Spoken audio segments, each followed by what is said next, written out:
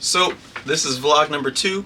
In number 2, I'm going to talk to you guys about credit card strategies. I post on my social media about credit card and credit card information, and sometimes people DM me and they ask, what's the best credit card I should get? And there is no real easy answer to that because every person is different, right? Some people don't have good credit scores, so they can't qualify for certain cards. They have to build up their credit first and use starter credit cards or secured credit cards to get themselves up off the ground. Other people have good credit, but they might want to be cashback. They might just want to get cashback rewards on all the money they spend. They might just want something back. Other people want to travel and, fly business class or stay at fancy hotels and use their points for that and their team travel, right? So you have cashback, you have travel, and then you have beginners, right? So there's not a real blanket answer for you. But I would say if you're a beginner, you need to get a starter credit card, a secured credit card, right? Build up your credit score. If you've never had a credit card before, you're probably going to have to start with a college card if you're in college, or a secured credit card where you put $100, you give the bank $100, they make your credit limit $100,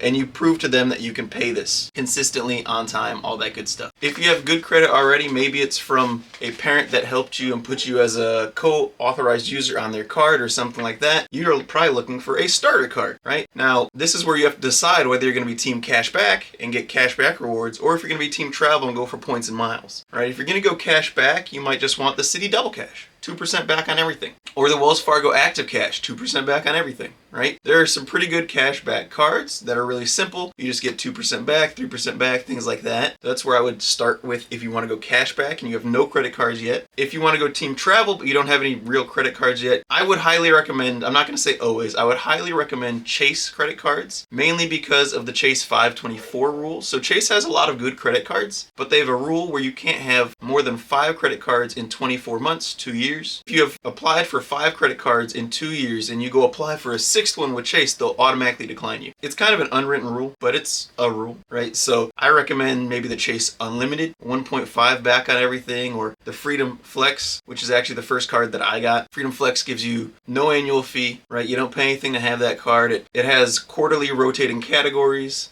that give you 5% back in those categories. Now, 3% back on dining, 3% back on pharmacies, drugstores. It's a pretty solid card. And the Freedom Unlimited that I mentioned first is pretty much the same thing, minus the rotating categories, and it gives you 1.5 back on everything, right? So the floor is 1.5. They give you 3% back on restaurants and 3% back at drugstores.